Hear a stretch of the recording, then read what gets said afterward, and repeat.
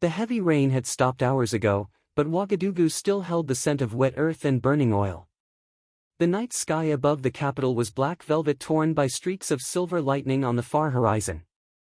Inside the modest presidential residence, an unnatural stillness reigned. Captain Ibrahim Traoré stood by the window, his silhouette framed by the flickering street lamps below.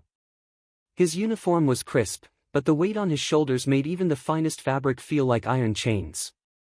The letter lay unopened on the mahogany table behind him. Its arrival had chilled the room more than the storm ever could. A soft knock at the door broke the silence. "Enter," Ibrahim said without turning. Colonel Zongo stepped in, soaked to the bone. His boots left small pools on the carpet as he closed the door behind him. "It's from them," Zongo whispered, voice thick with dread. "The seal matches." Ibrahim exhaled slowly. "Them. The unseen architects of Africa's endless chains, the foreign financiers, clandestine operatives, and puppet masters who smiled in public but whispered ultimatums in private. The consortium, as they called themselves, though no official name ever existed." With deliberate calm, Ibrahim approached the table. The envelope was heavy parchment, sealed with blood-red wax. The symbol, a stylized Ouroboros circling a clenched fist, seemed to pulse faintly under the dim light. "Did anyone else see this delivered?" Ibrahim asked. Zongo shook his head. "No one outside the trusted guard. It came directly to me. Slipped under the gates with no witnesses." Ibrahim nodded and waved him closer. "Stay." Zongo stiffened.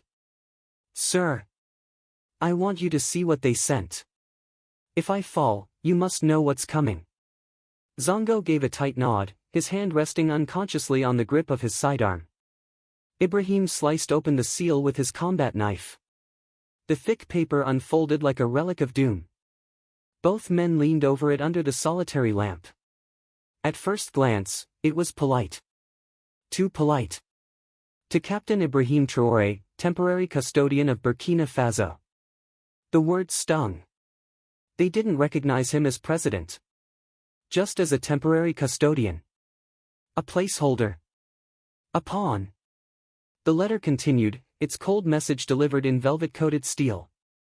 "You have disrupted vital regional interests. Your recent expulsion of foreign military contractors and mining consortiums constitutes an act of economic aggression. Withdraw your demands. Reopen the mines. Restore our influence. If you comply, a package containing $20 million in development aid will arrive within 7 days. If you refuse..." There was no signature. Just the final line, chilling in its ambiguity. "The fires of empire consume those who walk alone."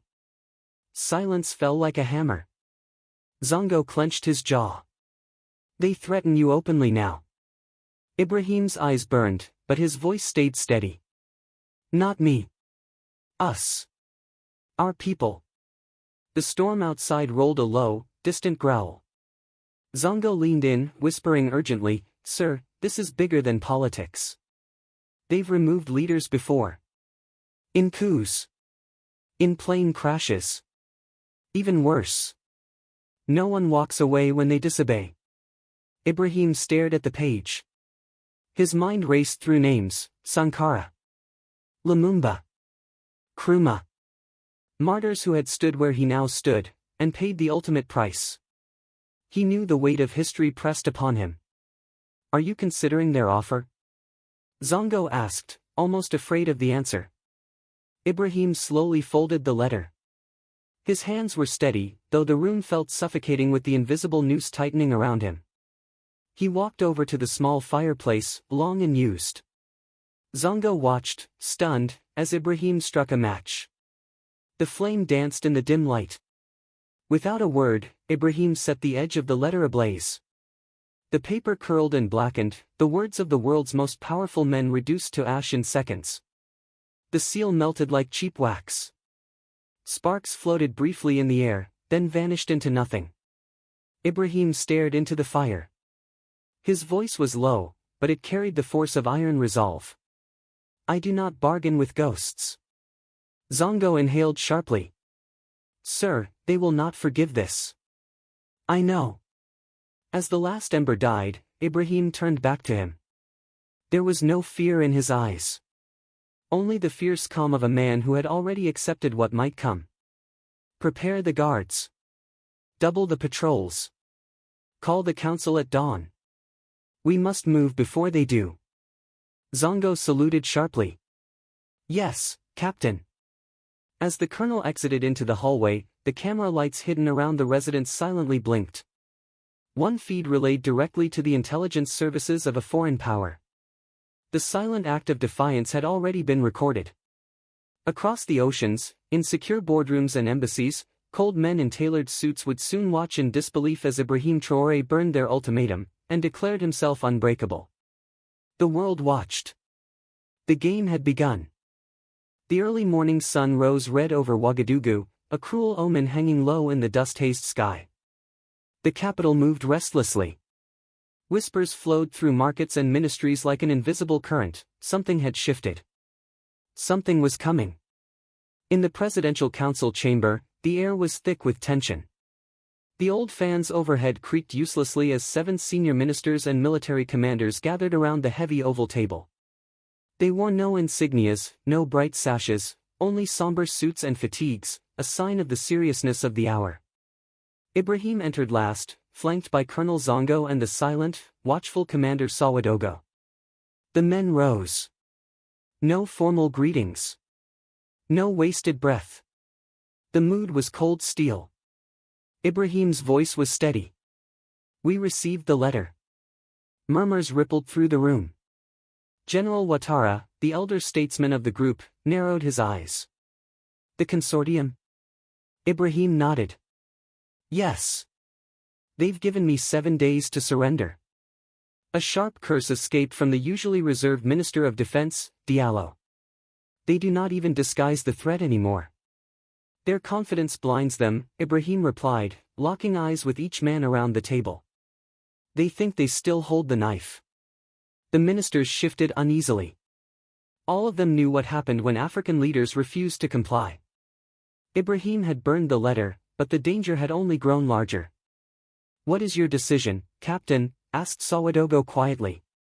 The use of captain instead of president was deliberate. A reminder that Ibrahim had taken power not for title or wealth, but to serve the people. Ibrahim inhaled slowly. We do not give in. But we must outthink them. Outmaneuver them. We stand, but we stand prepared. General Ouattara's voice was heavy. Then they will come at us from every direction. Political pressure. Sanctions. Media campaigns. Internal dissent. Even military options. I know. Colonel Zongo unfolded a dossier and laid it before the group. We have reason to believe they have already activated assets inside Burkina Faso. Opposition leaders who will suddenly find mysterious foreign funding. Civil unrest seeded by paid provocateurs. Possibly even elements in our own armed forces. The room froze at the implication. Betrayal. It would not be the first time. Ibrahim's gaze darkened. Names? Zongo hesitated. Too early to confirm. But 2 senior commanders have refused communications since last night. General Bako in the east. Colonel Traoré in Bobo Dioulasso. Ibrahim leaned forward. Traoré was loyal. Zongo agreed grimly. Until someone made him an offer. Silence fell again. The magnitude of the threat crystallized in that moment. They were not facing an enemy with a flag and uniforms. They were facing shadows, money, and influence. Diallo finally spoke, voice low and hard. Sir, you must consider evacuating the capital. Go into secure exile and lead from abroad. Once they will move to kill you. Ibrahim stared at him, expression unreadable. If I run, we lose everything. They want to decapitate our leadership. I will not make it easy for them. General Ouattara's weathered face softened just slightly. Then allow us to protect you properly. You will. Ibrahim stood. But I must stay visible. The people must know I do not flinch. He walked to the window and gazed out over the sprawling city. His voice dropped almost to a whisper. If they believe we are afraid, they win. The council adjourned with heavy hearts and hurried plans. As the men filed out, Ibrahim remained alone by the window. His reflection stared back at him in the glass, a solitary figure against the gathering storm. The radio on his desk crackled to life. The voice was urgent, sharp. Captain Traoré, we have a situation. A convoy headed toward the Presidential Guard checkpoint refused to stop. Shots have been fired. Ibrahim grabbed the receiver. Who is it? Unknown. Armored SUVs, diplomatic plates. Approaching fast. The timing was no accident. The first move had been made. Ibrahim's jaw tightened. Lock down the compound. Prepare for escalation. I'm coming. As he strode out of the chamber, his men trailing behind him, the world once again watched from satellite feeds, embassy cables, and newsrooms. Burkina Faso had just become the most dangerous chessboard on Earth. And the next piece was already sliding into place. The armored SUVs tore through Ouagadougou's central district like predators chasing prey. Their black, tinted windows reflected the chaotic blur of market stalls, pedestrians scattering, and security sirens wailing. Presidential Guard units scrambled to form a perimeter around the compound gates, weapons drawn, faces grim. Inside the command bunker beneath the presidential residence, Ibrahim stood at the center of organized chaos. Screens displayed satellite imagery, intercepted communications, and street-level footage from loyalist drones. Report, Ibrahim ordered. Colonel Zongo's voice was clipped. 3 vehicles. Heavy armor. No official diplomatic clearance despite the plates. They refused orders to stop. Opened fire on checkpoint soldiers. 1 fatality. Ibrahim's jaw clenched. Casualties on our side already. Ouagadougou stepped forward, pointing to the central display. We've traced the vehicles. They came from the UN compound. But we intercepted a short burst transmission, encrypted, untraceable. Classic private military contractor protocol. Ibrahim stared hard at the screen. He understood what this was. Not an assassination attempt. Not yet. A probe. A brutal test of will. A message from the consortium cloaked in plausible deniability. They're trying to break us without touching me directly, he murmured. The comm unit crackled sharply. Captain, this is Commander Bakary at the outer gate. The convoy has stopped. They're demanding entry to speak to you directly. Zongo cursed under his breath. They want you out in the open. Or they want footage of you yielding to them under duress, Ouagadougou added darkly. Ibrahim nodded. Exactly. And the world would see it. Burkina Faso forced to the table. They think I'm just another frightened strongman. He paced slowly, thinking. The council had warned him about the consortium's psychological warfare: confuse, intimidate, isolate. Not today. Ibrahim straightened. Bring me my jacket. Zongo's eyes widened. You're going out there? Ibrahim looked him dead in the eye. If I hide now, they win. Minutes later, Ibrahim stepped into the blinding white heat of the courtyard. A lone figure in olive fatigues, he stood as the black convoy idled menacingly just meters away. His guards formed a perimeter but held back as instructed. The door of the lead SUV opened. A tall, pale man in a tailored gray suit emerged, flanked by 2 stone-faced private contractors with earpieces and automatic rifles. The man adjusted his cufflinks with a slow, deliberate gesture of superiority. He smiled thinly as he approached. Captain Traoré. I am Mr. Alden. I represent interested international partners. Ibrahim folded his arms. I don't care for veiled introductions. Speak. Alden's voice remained perfectly calm. You've made decisions that endanger regional stability. This is not personal. It is business. We are here to offer you the chance to reconsider before irreversible steps are taken. Ibrahim's eyes flashed. You sent mercenaries to kill my men. Was that also business? Alden's smile widened fractionally. Unfortunate miscommunication. I trust we can avoid further misunderstandings. The subtle threat hung thick in the air. Ibrahim stepped forward until they stood almost chest to chest. Tell your masters that Burkina Faso is not a file on their desk. I will not be bought. I will not be silenced. And I will not kneel. Alden's expression hardened. For the first time, a crack appeared in his polished mask. He leaned in slightly, his voice dropping to an icy whisper. You're making a grave mistake, Captain. Others before you have chosen this path. They did not live to regret it. Ibrahim stared back unblinking. Then I will die standing. The silence between them was absolute. The cameras hidden nearby captured every word. Already, within minutes, the images would be racing to screens across the world, the young African leader who refused to bow. Alden straightened, the cold smile returning. So be it. We will speak again soon. Without another word, he turned sharply and slid back into the SUV. The convoy roared away in a cloud of dust. Zongo and Sawadogo rushed to Ibrahim's side. You're insane, Zongo hissed. They will come back harder. I know. Ibrahim's voice was calm. But now they know I'm not playing their game. He turned back toward the residence, the weight of the moment settling heavily across his shoulders. As dusk fell, a single encrypted message was relayed across shadowy networks. Primary approach failed.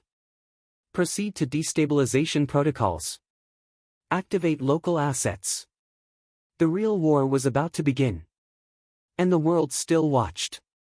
The next 72 hours plunged Burkina Faso into chaos. Across Ouagadougou, coordinated unrest ignited like wildfire. Small, angry protests ballooned into violent riots. Trucks loaded with activists and mercenary agitators rolled into neighborhoods, fueling the flames. State TV towers were hacked to broadcast manipulated footage of widespread civilian rebellion.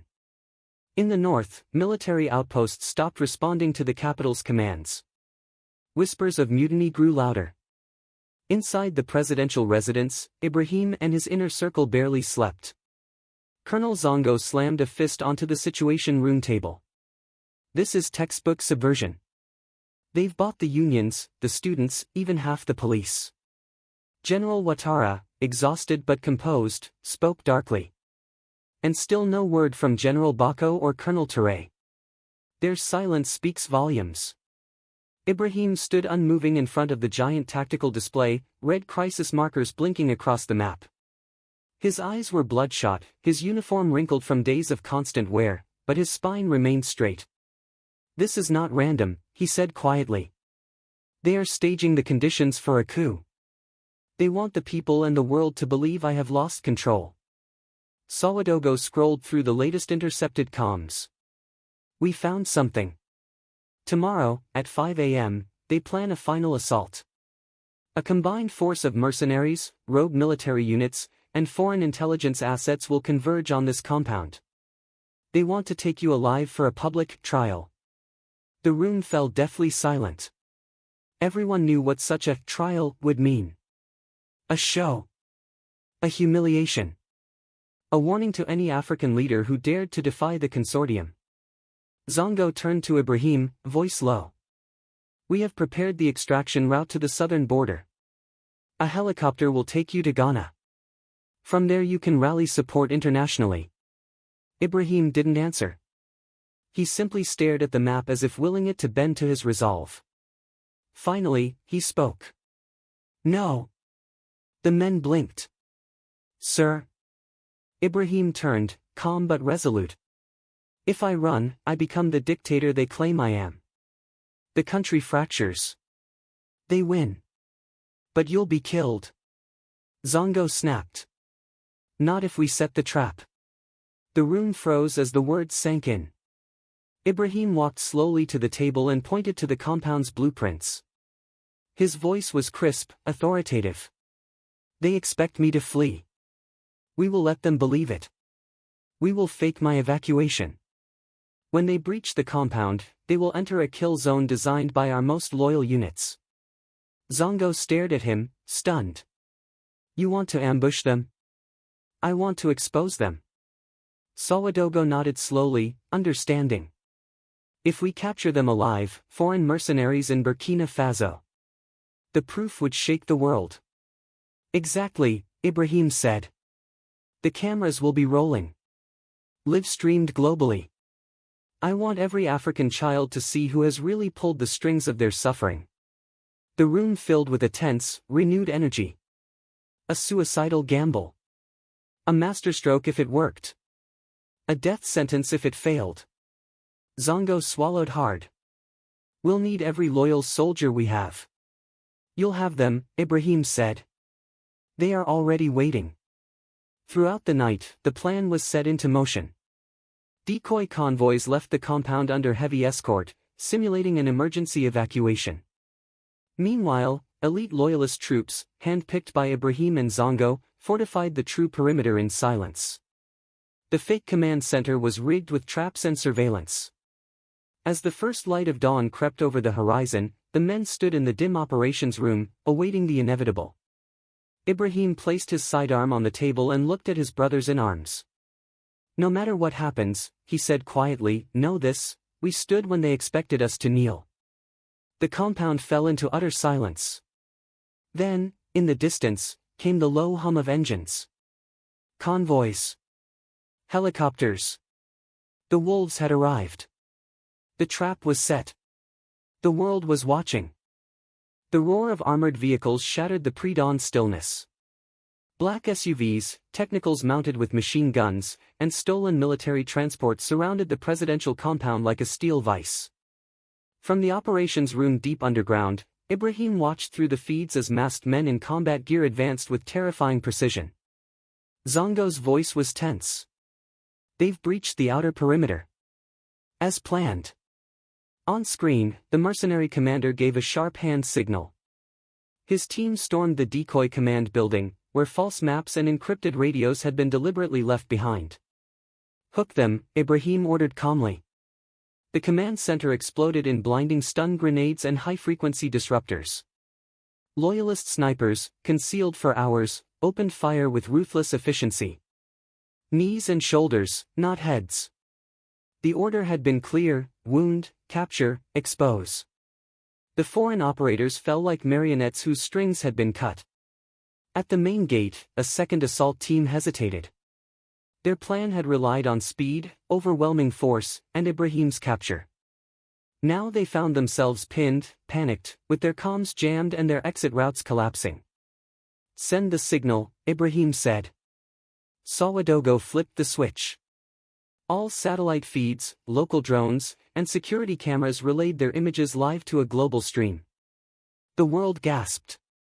Foreign mercenaries in Burkina Faso. Foreign weapons. Foreign commanders. Across Africa, phones buzzed. Television anchors stumbled over words. Social media erupted in shock and fury. The invisible hand had been caught red-handed. In Washington, Paris, London, emergency meetings were called. Denials were hastily drafted. But it was too late. The African Union issued a statement within hours: we condemn all forms of covert intervention in sovereign African nations. Burkina Faso is not alone. Meanwhile, the trapped mercenaries were marched into the courtyard by grim-faced Burkinabe soldiers. Cameras rolled as Ibrahim himself stepped forward, face unyielding. You came to overthrow my people, he said coldly to the captured commander. Now the people of the world will judge you. The masked commander remained silent, but his eyes betrayed the truth: they had underestimated him. Badly. As the prisoners were led away, Ibrahim addressed the watching planet directly. His words, measured and defiant, became legend. We are a small nation. Poor in gold, but rich in dignity. We do not seek war. We seek only to stand unshackled in the land of our ancestors. Let this be a warning to all who believe Africa can still be carved in secret rooms far from our soil. We have awoken. We will not sleep again. The courtyard erupted in cheers. The soldiers saluted. Across the continent, millions wept in pride. Later, back in the privacy of his office, Zongo and Sawadogo joined Ibrahim. You know this isn't over, Zongo said quietly. They will regroup. They will come back. I know, Ibrahim said softly, gazing out over the city. But next time, they'll know we are not prey. For the first time in days, he allowed himself a small smile. Far below, crowds were already gathering outside the compound gates, waving flags, chanting his name. The world had watched. The world had seen. And for the first time in decades, the world had underestimated Africa, and lost.